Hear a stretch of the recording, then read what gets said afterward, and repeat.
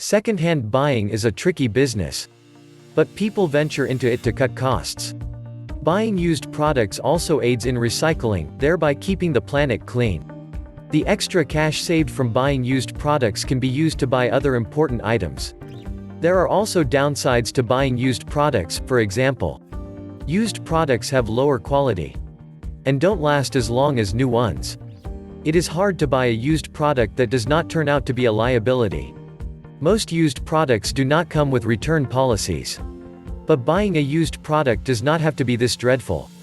In this video, we'd show you can buy used products without regrets. Before buying a used motorbike, check its mileage and performance in cold weather.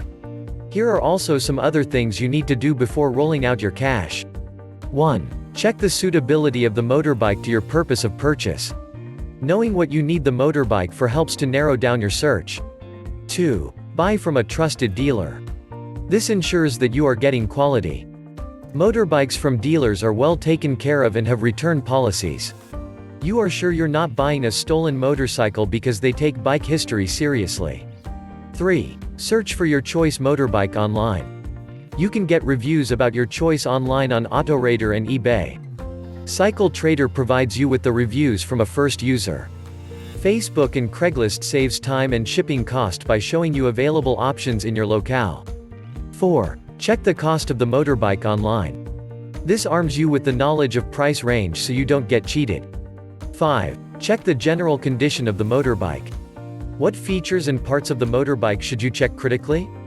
A. The suspension. Climb the motorcycle and gently bounce on it. The suspension should cause the motorbike to quickly come back to normal shape after the motion has stopped. B. The tires. Motorcycles with worn-out tires shouldn't be bought. C. The seats. Contact points of the seats should not be torn. D. The fuel and oil tank. They should not be filled with sediments and rust. E. The wiring. F. The battery. It should send out 12 volts when off and 10.5 when on. If the value is less on either side, that is a huge red flag. You can listen for strange, un-motorcycle-like sounds during test rides. Check how it accelerates, brakes and shifts gears. If the private seller hesitates the testing, then he may be hiding something. 7. Check the papers, VIN, receipts and records of the motorbike. 8. Negotiate and pay. Sticking to these tips would reduce the chance of you purchasing a deadbeat motorcycle. If you've enjoyed this video, click the subscribe button below and hit the notification bell so you'll know once we post a new video. Also, drop a comment below so we can know your thoughts.